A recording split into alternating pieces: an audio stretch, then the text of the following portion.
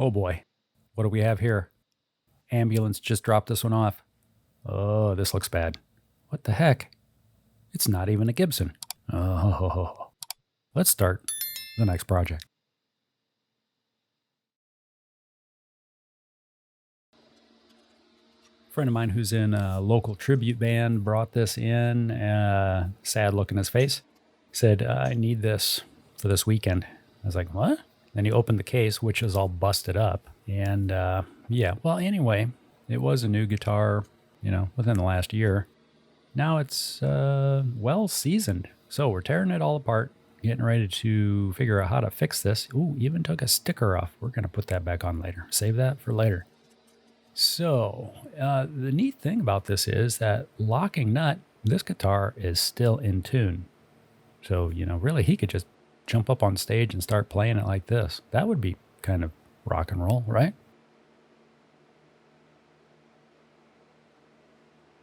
It's a pretty clean break. There's a few little loose pieces inside. Here, let's find something sharp. There we go. There's one piece that we're just going to get rid of that.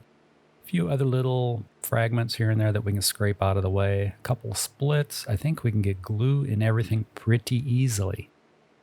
So some people are going to say, just glue it and clamp it together.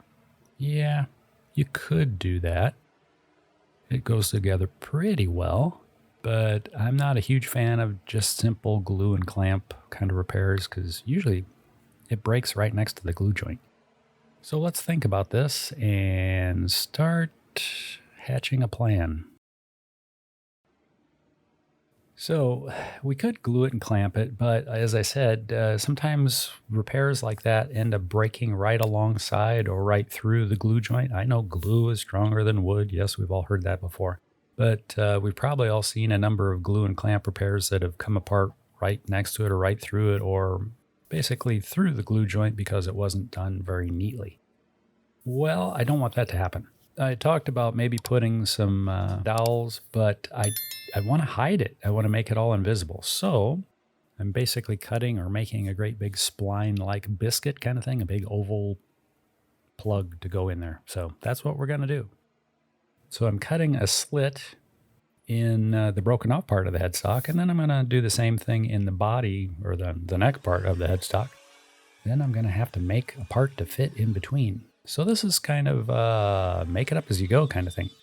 So I made myself a little routing fixture there that I was able to clamp the broken off piece of the headstock to.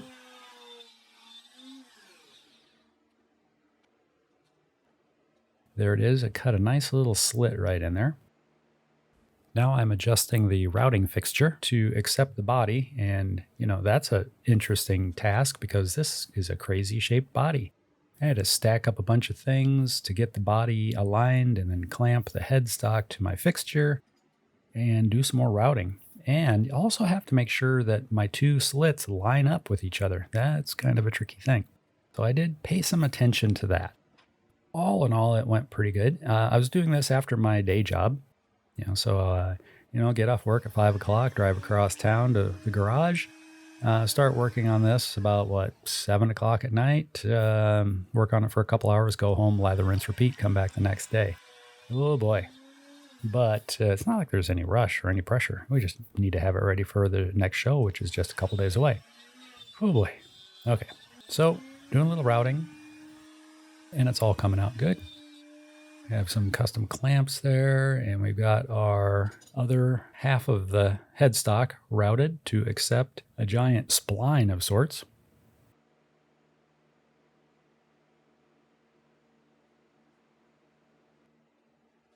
Get this thing out of the way and think about what we're doing next. We found some maple, some nice hard maple in our scrap wood bin, and we're using a little hand plane to thin it down to the thickness that I need.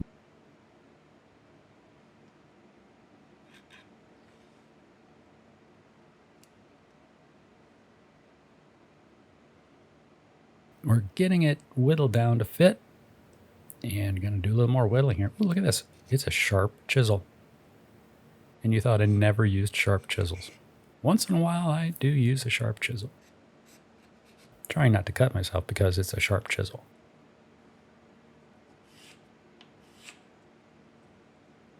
A little bit of sandpaper strategically stuck to the bench so I can round the ends of this spline to make sure it'll fit into the slot that I cut in the headstock. And it's a little snug, but it goes in there pretty good. We're going to mark it for depth. I think I had around 1/4 of an inch, maybe just a hair over in both the neck end and also the broken off headstock end. Trimming that down, going to make it fit here. Cutting just a little bit of bevel on the edge so it'll slide into the slot a little better. Now, to help me ensure that I can get this slid together as far as possible, I did make the spline just a hair or two shorter than the slot.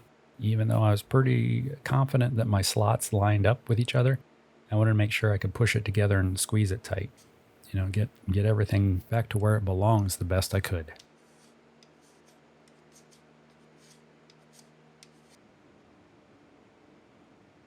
So we keep doing some test fitting, squeeze it together, check it, pull it apart, whittle it a little more away, sand a little more, do what you need to do to get it to fit.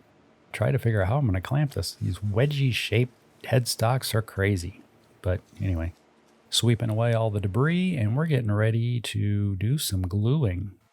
So got out some tight bond, slathering a bit in the slot, getting the all the loose fibers coated amply. Is that a word? Amply? Sufficiently. There we go. Pressing the spline into the slot, slathering some more glue on there. Repeat on the neck side of the issue. Trying to get glue everywhere. I don't want to just expect it will squeeze to where I need it. I want to put it there and have it squeeze out of where I need it. So we've got it mushed together as far as we can get it, putting clamps on it everywhere I can put a clamp on it. And now, that was just to hold it. Now we're breaking out the great big green rubber band to help squeeze everything together. Because this brake did have a piece running up the side of the neck on the treble side. So I need to be able to squeeze that back onto the guitar. Ugh, it looks easy, but it was like juggling cats. It wasn't all that easy. Juggling cats is not an easy thing. So anyway, we're getting it stretched as tight as I can get it without, well, I mean, I probably could stretch it tighter, but we got it stretched pretty tight. Glue is squeezing out all over.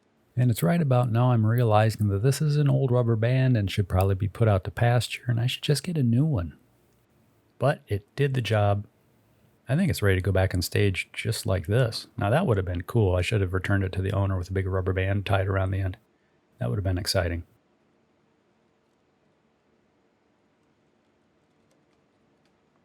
So we're finishing up the hog tie, looking for a clamp to make sure that the rubber band doesn't decide to untie itself in the middle of the night. I think I'm going to go home, get cleaned up because I'm a sweaty mess, and grab some sleep and head off to work. And I'll be back tomorrow after work to pull the rubber band off and continue the repair. Good night, everybody. Well, I'm on the way from work. It's about 22 hours later, pulling the old rubber band off, and it's leaving some residue behind, unfortunately, so I have yet another thing to clean up, but that's okay. It all went pretty well. The repair looks good, other than green rubber band goop stuck all over everything. I used some Durham's Rock Hard Wood Putty that was tinted to help fill in the missing little splinters of mahogany or whatever this veneer is. Got that cleaned up, scraping away some of the glue that came out of the back of the headstock crack. It's all looking pretty good. It feels really smooth. There is a small little splinter missing on the treble side, so we filled that in. Scraping things back and touching it all up with a little bit of acrylic paint, followed by some True Oil to seal it all together. I think we're ready to wrap this one up. I need to put the tuners back in, get a new set of strings. Even though it is still kind of in tune, even with, the top end gone. That locking nut really does the job. So we've got it routed and spline made, and glued and clamped together using the big rubber band. Did have a little trouble with the rubber band. It was shedding some of that green rubber material that it is. So maybe I'll go to surgical tubing next time. That might do the trick. I don't have any surgical tubing right at hand. I don't know. Anyway, So we got this touched up. Was able to use some Durham's Rock Hard Water Putty, I think it's called, and color it a little bit with some Transtent dye. Put it in there. Use some super glue to harden everything up. Use some acrylic paint to touch up the color, get it a little bit closer to original. It's not perfect. It's pretty close, though. It looks, at a glance, you probably won't know unless you know, So we're going to put the tuners back in and get a new set of strings from the owner, hopefully tomorrow. And this will go back and be gigging this weekend. I think this is in a Judas Priest band, or cover band, tribute band.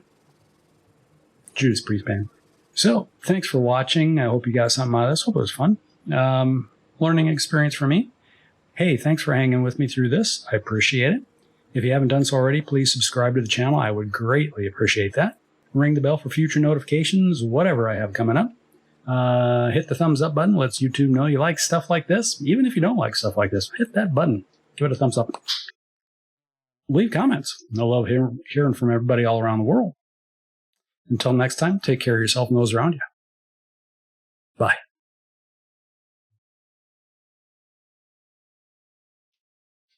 Mosquitoes.